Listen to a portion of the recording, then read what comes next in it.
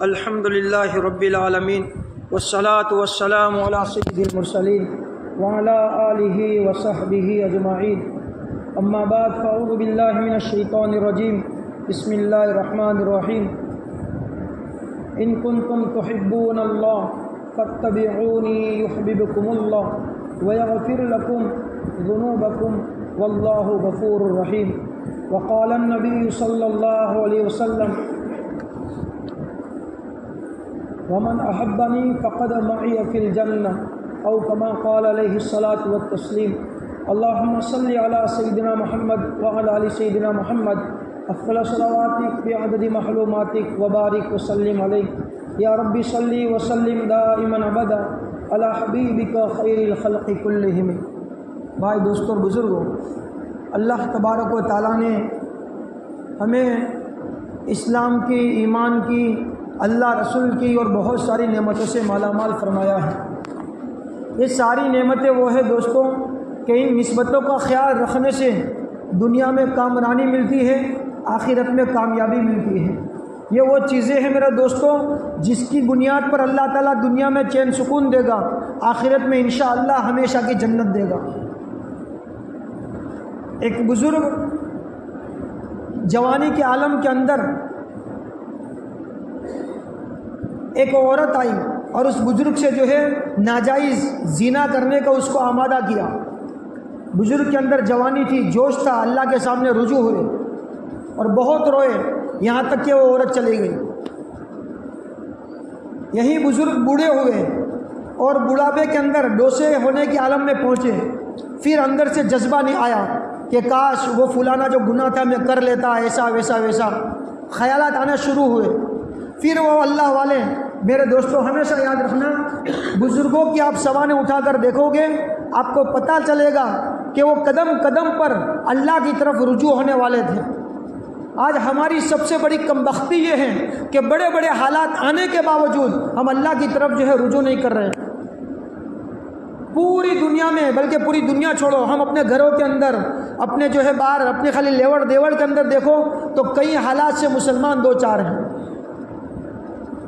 بلکہ پیارے نبی کی سنت ہے کہ جب بھی حضور کو کوئی معاملہ پیش آتا تھا استدبرا، کہ اللہ کے نبی جلدی سے اللہ کی طرف رجوع ہوتے تھے، نماز پڑھنے کی طرف مشغول ہوتے تھے۔ بزرگوں کی سوانح جیون چرتر کے اندر لکھا ہے، اگر بکری کو دوتے ہوئے بکری خالی ٹانگ ہلاتی تھی تو وہ بزرگان دین بکری کو دوہنے کا چھوڑ کر مسجدوں میں، گھروں میں آ کر 2 رکعت توبہ کی نماز پڑھتے اور اللہ سے کہتے اے خدا کون سا گناہ ہو گیا کہ یہ بکری ہم کو دوہنے کے لیے جو ہے ٹانگیں ہلا رہی ہے۔ بزرگوں جب گھوڑے پر سوار ہوتے ہیں اور سوار ہونے کے اندر اگر یہ گھوڑا کچھ سرکشی کرتا، کچھ برابر نہ چلتا، وہ بزرگان محترم سواری چھوڑتے، مسجدوں میں آتے، خدا سے رجوع کرتے، توبہ تلا کر کے خدا سے کہتے ہم سے کوئی گناہ ہوا ہے کہ تیری مخلوق ہماری تابع نہیں ہو رہی۔ میرے بھائیوں، یہ ربیع الاول کا مہینہ یہ سکھانے کے لیے آیا ہے کہ ہر دم، ہر پل، ہر ساعت، ہر گھڑی مسلمان اللہ کی طرف رجوع رہیں۔ زندگی کے ایک ایک کونے کو، زندگی کے ایک ایک معیار کو، زندگی کے ایک ایک مرحلے کو اللہ کے نبی صلی اللہ علیہ وسلم کی سنت کے مطابق ہم جانچیں۔ ایک بزرگ کے پاس ایک کھانے کی چاش پھل فروٹ لایا گیا۔ بزرگ نے چھری لی، کاٹنے رکھا تھا، پھر رکھ دی۔ چھری سامنے ہے، پھل بھی سامنے ہے، خالی کاٹنا ہے، کاٹتے ہوئے جو رکھ دیا۔ کسی نے پوچھا حضرت اتنے بھی جو ہے ناراض ہو گئے کہ کاٹتے کاٹتے چھری رکھ دی، کاٹا بھی نہیں پھل کو۔ ان بزرگ کی زندگی کہاں تک پہنچی ہوئی تھی؟ اس بزرگ نے کہا پھل تو اللہ کی نعمت ہے، لیکن مجھے پتہ نہیں ہے کہ میرے آقا نے اس پھل کو کیسے کاٹا تھا، اس سنت مجھے پتہ نہیں ہے، اس لیے چھری رکھ دی کہ کوئی کام بھی زندگی کا آقا کی سنت کے خلاف میں نہ ہو۔ وہ بزرگ ڈوسے پن کی حالت کے اندر پھر وہ جذبہ زنا کرنے کا پھر پیدا ہوا، وہ اللہ والے خدا کی طرف رجوع ہوئے۔ اللہ میاں سے کہا اللہ جوانی کے اندر بچ گیا، حالانکہ بھرپور جوانی تھی، اب جب بوڑھا ہو گیا زندگی میں جوانی ختم ہو گئی اور پھر سے اندر وہ جذبے ناجائز جذبے پیدا ہو رہے ہیں۔ سو گئے، روتے روتے سو گئے۔ تاجدار مدینہ، فخر دو عالم، کہو میرے بھائیوں، محمد الرسول اللہ صلی اللہ علیہ وسلم خواب اور سپنے میں تشریف لائے۔ کیا ہوا؟ پوری کارگزاری سنائی۔ اللہ کے نبی نے جو جملہ میرے دوستوں فرمایا ہے، اپنی زندگیوں پر بھی جھانچ کریو، ہم کتنے حضور سے دور ہو گئے، جتنے زمانے سے دور ہو گئے اس سے زیادہ میرے دوستوں حضور سے دور ہو گئے۔ اللہ کے نبی نے کہا ہاں جوانی کے اندر تو بچ گیا اور اس گناہ سے بچ گیا، چونکہ تیرا زمانہ میرے زمانے سے بہت قریب تھا، یہ زمانہ قریب ہونے کی وجہ سے اس کے نور اور اس نبی کے زمانے کے قریب ہونے کی وجہ سے تو کیا ہو گیا؟ بچ گیا، اور تو بوڑھاپے کے اندر آ گیا، زمانہ مجھ سے اتنا دور ہو گیا جس سے پھر سے وہ جذبے پیدا ہو گئے۔ نبی سے قریب ہو جاؤ تو کیا عالم بنتا ہے، نبی سے دور ہو جاؤ تو کیا عالم بنتا ہے۔ اسی لیے کہنے والے نے میرے دوستوں عجیب کہا ہے کہ قرآن کی ایک آیت ایسی ہے، نبی کی شان میں، مقام میں، معیار میں کوئی قرآن کے اندر آیت نازل نہ ہوتی، خالی یہ آیت نازل ہو جاتی تو بھی کافی تھا۔ حالانکہ اول سے لے کر آخر تک سورہ فاتحہ سے سورہ ناس تک پورا حضور کی شان میں، مقام میں، معیار میں اتری ہوئی ہے۔ مفتی شبیر احمد صاحب رحمۃ اللہ علیہ دارالعلوم دیوبند کے فرزند ارجمند تھے، وہ فرماتے خالی ایک آیت، یہ مفسر قرآن ہے مولانا مفتی شبیر احمد عثمانی رحمۃ اللہ علیہ، حضرت عثمان رضی اللہ تعالیٰ کے خاندان میں سے تھے، فرماتے کہ خالی ایک آیت بس حضور کی شان کے لیے کافی ہے۔ اللہ تعالیٰ نے اپنی محبت کا معیار حضور کی اتباع میں، سنت کے پیچھے چلنے میں رکھ دیا ہے۔ نقش قدم نبی کے جنت کے راستے اللہ تک پہنچاتے ہیں سنت کے راستے۔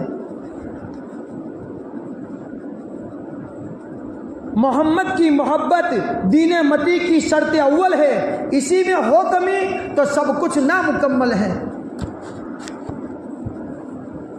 صلی اللہ علیہ وسلم۔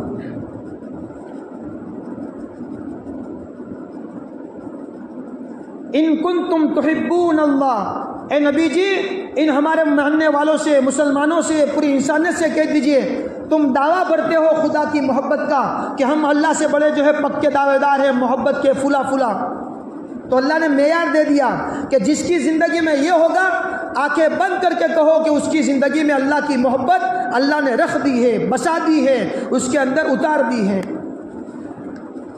ان کنتم تحبون اللہ، اگر تم دعویٰ کرتے ہو نبی کی، اللہ کی محبت کے، تو فاتبعونی، تو نبی کی اور اللہ کے رسول کی اتباع میں چلو، سنت کے پیچھے پیچھے چلو۔ یہ معیار ہیں، جس کی جتنی سنت کے مطابق زندگی اتنی اللہ کی محبت اس کی زندگی میں ہوگی۔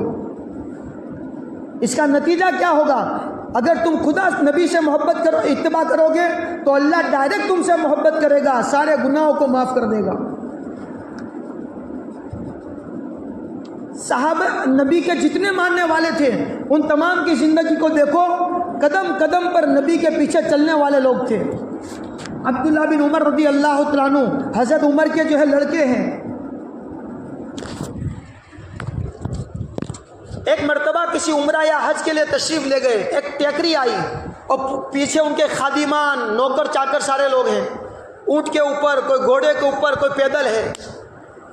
حضرت عبداللہ بن عمر، ان کا نام علماء نے رکھا ہے محی السنہ، سنت کو زندہ کرنے والے۔ وہ سواری سے اترے ایک جگہ پر، جس طرح ایک مسلمان، سچا پکا مسلمان کھڑے ہو کر پیشاب نہیں کرتا، بیٹھے بیٹھے پیشاب کرتا ہے۔ میرے بھائیوں، سنت کی نحوست، سنت کے دور ہونے کی نحوست ہو گئی کہ مسلمان کو پیشاب کرنے کا طریقہ معلوم نہیں ہے۔ وہ صحابی رسول اترے ایک جگہ کے اوپر، بیٹھے بیٹھے پیشاب خالی یوں بیٹھ گئے بس، پھر کھڑے ہو گئے، نہ پیشاب کی نہ وہاں پر کوئی ضرورت پوری کی۔ لوگوں نے کہا کہ حضرت آپ کو کوئی ضرورت، ہم تو یوں سمجھے کہ آپ کو پیشاب کرنا ہوگا، لیکن نہ دیکھا کہ نہ آپ نے پیشاب کیا نہ وہاں کوئی ضرورت پوری کی۔ اس محی السنہ حضرت عبداللہ بن عمر نے جو جملہ کہا ہے میرے دوستوں اپنے دل پر جو ہے نقش کر کے لے جاؤ۔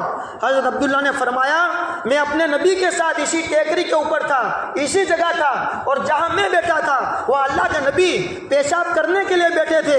مجھے پیشاب کا تقاضا نہیں تھا، حضور کی ایک ادا کو زندہ کرنا مقصود تھا، وہ میں نے کر دیا، حضور کی ایک ادا زندہ ہو گئی۔ میرے بھائیوں، صحابہ کے بعد تابعین، تبع تابعین، پھر اولیاء اللہ، سلسلہ انشاءاللہ قیامت تک چلے گا۔ ان اولیاء اللہ میں ایک نام دارالعلوم دیوبند کے بزرگان دین کا آتا ہے، جو اپنے معیار میں، جو اپنے لیول میں، جو اپنی زندگی کے ایک ایک ساتھ اور گھڑی کے اندر آپ دیکھو گے تو پتہ چلے گا ان بزرگوں کے اندر وہی نقالی تھی، وہی جو ہے اتباع شریعت اور سنت تھا جو صحابہ کے اندر تھا۔ بلکہ کہنے والے نے ایک عجیب جملہ کہا ہے، صحابہ کا پورا قافلہ چل رہا تھا، ان میں سے اللہ تعالیٰ نے چند لوگوں کو یوں چنا ہے اور چنا کر آخری زمانے میں بھیجا ہے تاکہ کوئی یوں نہ کہے کہ دیکھو دیکھو صحابہ تو بھائی اللہ کے نبی کی زندگی دیکھنے والے تھے، اس لیے وہ تو سنت کے پیچھے چل سکتے ہیں، ہم کہاں چل سکتے ہیں، گناہ عام ہیں، فتنے عام ہیں، ہم کہاں سنت کی زندہ کر سکتے ہیں۔ مولانا قاسم صاحب رحمۃ اللہ علیہ، میرے دوستوں، جس طرح چار بڑے بڑے خلفاء ہیں، ابو بکر صدیق، حضرت عمر، حضرت عثمان اور حضرت علی رضی اللہ عنہ، تمام صحابہ کے اندر ان چار بڑے صحابی کو بہت زیادہ اونچا لیول، اونچا مقام اللہ کے یہاں ان کو حاصل ہے۔ ان چار صحابوں کو کہا جاتا ہے خلفاء راشدین، اور ان چار بڑے بڑے بزرگانوں کی نسل کے اندر، پیڑھی کے اندر جو بچے آئے ہیں وہ دارالعلوم دیوبند کے شر چشمے، دارالعلوم دیوبند کے بزرگان دین بنے ہیں۔ یہ مولانا قاسم صاحب رحمۃ اللہ علیہ ابو بکر صدیق رضی اللہ تعالیٰ کی اولاد ہیں۔ آپ نے نام سنا ہوگا، دعوت و تبلیغ کے بانی مبانی، دعوت جماعت کی جو چلت پھرت ہو رہی ہے، جس کا شروع کرنے والے حضرت مولانا الیاس صاحب قادری رحمۃ اللہ علیہ، پھر مولانا یوسف صاحب، پھر شیخ زکریا رحمۃ اللہ علیہ، پھر میرے دوستوں مولانا طلحہ صاحب رحمۃ اللہ علیہ، یہ سارے میرے دوستوں ابو بکر صدیق رضی اللہ تعالیٰ کی نسل میں سے ہیں۔ حضرت مولانا اشرف علی تھانوی رحمۃ اللہ علیہ، اس سے پہلے شاہ عبد العزیز رحمۃ اللہ علیہ، اس کے بچے ہیں شاہ عبد العزیز جنہوں نے جنگ آزادی کا سب سے پہلے فتویٰ دیا تھا، ان کے بھائی ہے شاہ عبد الغنی، اس سے پہلے ہے مجدد الف ثانی۔ یہ سارے کے سارے میرے دوستوں حضرت عمر رضی اللہ عنہ کی اولاد ہیں۔ حضرت عثمان غنی، ابھی میں نے آپ کا نام لیا، مفتی شبیر احمد عثمانی رحمۃ اللہ علیہ، اس سے پہلے تھے ڈابیل کے اندر جو آئے مفتی شبیر عثمانی، مفتی عزیز الرحمان صاحب، اور بہت سارے عثمانی خاندان والے سورت ڈابیل کے اندر 100 سال پہلے وہاں پر آئے تھے، اور بخاری شریف کا انہوں نے وہاں پر انعقاد کیا تھا، پہلی مرتبہ انہوں نے شروعات کی تھی۔ یہ مفتی عزیز الرحمان صاحب عثمانی رحمۃ اللہ علیہ، جس طرح جو وصف، جو صفت حضرت عثمان میں تھی، بزرگوں نے لکھا ہے حضرت عثمان کے اندر اتنی حیا تھی، اتنی شرم تھی، اتنی شرم تھی کہ جب ٹوائلٹ میں جاتے تھے میرے بھائیوں، اپنا جو یہ سطر ہے یعنی کہ سلوار، وہ بالکل بیٹھ جاتے تھے، اس کے بعد اتارتے تھے، اور بعض مرتبہ حدیثوں میں آتا ہے ان سے تو جو ہے فرشتے بھی شرم کرتے تھے، اور جب یہ پڑھا جاتا ہے خطبہ جمعہ کے اندر، وَأَصْدَقُهُمْ حَيَاءً عثمان، سب سے سچی شرم حضرت عثمان میں تھی رضی اللہ تعالیٰ عنہ۔ وہ ان کے ہی جو ہے لاڈلے دلارے خاندان کے اندر ہے مولانا عزیز الرحمان، مفتی عزیز الرحمان صاحب، یہ ڈابیل کے اندر آئے ہوئے ہیں۔ ان کے بارے میں اس جلسے میں ابھی قریب میں جلسہ ہوا ڈابیل کے اندر، کتنی شرم تھی۔ یہ مفتی عزیز الرحمان عثمانی رحمۃ اللہ علیہ جب پاخانے سے نکلتے، جب پیشاب کر کے نکلتے، تو میرے دوستوں 100 سال پہلے کوئی ایسے ڈیجیٹل جو ہے پاخانے نہیں، وہ ٹوائلٹ نہیں تھے، کھڑ بچڑے ٹوائلٹ تھے، ماٹی کے ٹوائلٹ تھے۔ وہ پیشاب پاخانہ کر کے جب باہر نکلتے تو اس کو بہت دھوتے، پانی بہت بہاتے کہ بالکل کلین کر کے باہر آتے تھے۔ کسی نے پوچھا حضرت ایٹلو بدو پانی تمہیں وہاو سو؟ کیونکہ مفتی لوگ بھی زیادہ ہوتے ہیں نا، مسلح میں امام ایک ہوتا ہے لیکن پیچھے 1.5 امام ہزاروں ہوتے ہیں، متولی تو چند ہوتے ہیں لیکن 1.5 متولی بہت ہوتے ہیں۔ معاف کرنا، میں آپ کی بات نہیں کرتا، دنیا کے حالات کی بات کرتا ہوں، آپ تو سب اللہ والے ہیں۔ تو حضرت نے فرمایا کہ میں جو پیشاب پاخانہ کرتا ہوں اس کی بدبو یعنی درگندھ એની ગંધે કોઈ મુસલમાનને પરેશાન ન કરે એટલે હું બિલકુલ ક્લીન ને સાફ કરીને આવું છું. ये हमारे दोस्तों उलमाए देवबंद से आखिर में नाम रह गया हज़रत अली रज़ी अल्लाह तआला अन्हु. अच्छा, ये मुफ्ती तकी उस्मानी हैं, ये भी हज़रत उस्मान रज़ी अल्लाह तआला अन्हु के ख़ानदान में से हैं. उनके अब्बा मुफ्ती शबी साहब रहमतुल्लाह अलैह, ये भी उनके भाई हैं मुफ्ती रफ़ी साहब. ये सारे हज़रत उस्मान के ख़ानदान में से हैं. हज़रत अली रज़ी अल्लाह तआला का ख़ानदान बाकी रह गया. सबने नाम शुमार होगा मौलाना महमूद मदनी दामद बरकातुम का, मौलाना अरशद मदनी रहमतुल्लाह अलैह, इनके अब्बा मौलाना हुसैन अहमद मदनी रहमतुल्लाह अलैह, जिन्होंने 18 साल तक मदीने के अंदर रोज़ा अक़दस हमारे नबी सल्लल्लाहु अलैहि वसल्लम की जो कब्र है उनके सामने उस मस्जिद के अंदर 18 साल तक बुखारी शरीफ पढ़ाई है. आप और जो बुखारी शरीफ का जो आदमी पढ़ाने वाला उस्ताद होता है वह यूं कहता है क़ाल रसूलुल्लाह क़ाल हबीबुल्लाह. जब अल्लाह के नबी का बुखारी शरीफ में नाम आता था तो वह हुसैन अहमद मदनी कहा करता था क़ाल साहिबु हाज़ल क़ब्री सल्लल्लाहु अलैहि वसल्लम. लोग तो क़ाल रसूलुल्लाह की सदा गुजारते थे. ये हुसैन अहमद मदनी दिलों के अंदर ऐसा इश्क था कि यूं नहीं कहते थे कि क़ाल रसूलुल्लाह, अल्लाह के नबी सल्लल्लाहु अलैहि वसल्लम की कब्र की तरफ इशारा करके कहते थे क़ाल साहिबु हाज़ल क़ब्री सल्लल्लाहु अलैहि वसल्लम. इस कब्र वाले सल्लल्लाहु अलैहि वसल्लम ने फरमाया. ये सारे लोग मेरे दोस्तों हुसैन अहमद मदनी, मौलाना महमूद मदनी, मौलाना अरशद मदनी, ये सारे सईद खानदान के हैं. और इनकी खबरें मेरे दोस्तों हिंदुस्तान ये दारुल देवबंद जहाँ देवबंद है वहाँ पर इन अल्लाह वालों की खबरें आज भी मौजूद हैं. कैसे कैसे कैसी कैसी जो है मोहब्बत की अदाएँ. बहुत लंबी बात हो गई, बोलो ना, टाइम थी गया. इसलिए मेरे भाइयों हम इस रबीउल अव्वल का पैगाम लेकर जाएं कि इंशाअल्लाह जब तक जिएगे तब तक हुजूर की सुन्नत के मुताबिक जिएगे. कहो इंशाअल्लाह. जब तक जिएगे हुजूर की शरीयत को जिंदा करके जिएगे. कहो इंशाअल्लाह. एक कदम भी हुजूर के तरीकों के खिलाफ ना हो. फिर देखो ज़िंदगी में कैसी रंगत, कैसी मज़ा आती है. अल्लाह ताला हमें कहने सुने ज़्यादा अमल की तौफीक नसीब फरमावे. बात कुछ लंबी हो गई तो भाई माफ़ करना. एक हमारे बुजुर्गों की तरफ से ऐलान है. अभी आपको पता होगा ये वक़्फ़ का जो है मामला चल रहा है, बहुत मेरे दोस्तों नाजुक मामला है.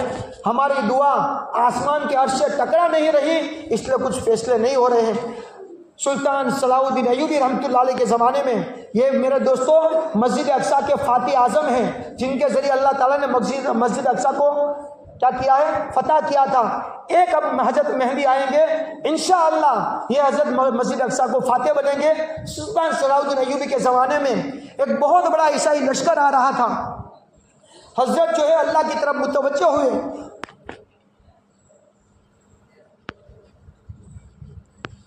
पूरी रात हजरत रोए हैं. सुल्तान सलाउद्दीन अय्यूबी रहमतुल्लाह अलैह अल्लाह से बहुत मांगा और फजर हो गई, अजान हो गई, घर से निकले. दिलो दिमाग में टेंशन था. रास्ते में खुदा एक अल्लाह वाला मिला. उसने सुल्तान सलाउद्दीन अय्यूबी के पेशानी का नूर देखकर कहा, सलाउद्दीन अय्यूबी तेरी रात के रोने ने उस बेड़े को अल्लाह ने समंदर में डुबा दिया. तेरे रात के रोने ने उस लश्कर को समंदर में डुबा दिया. हालांकि कोई मैसेज नहीं, कोई जो है मोबाइल का ज़माना नहीं. चंद दिनों के बाद पता चला कि हकीकत में जो आ रहा था वो डूब गया. मेरे भाइयों, हमारी दुआएं आसमान से टकरा नहीं रही, इसलिए कुछ फैसले नहीं आ रहे हैं. हमारे बुजुर्गों ने अभी ये कहा है कि हम जो है जुमा की नमाज के बाद ख़ास तौर से जो दुनिया में और हमारे ऊपर हालात चल रहे उसके लिए रो रो कर दुआ करें. अल्लाह ताला जो कहने सुने ज़्यादा अमल की तौफीक नसीब फरमाए.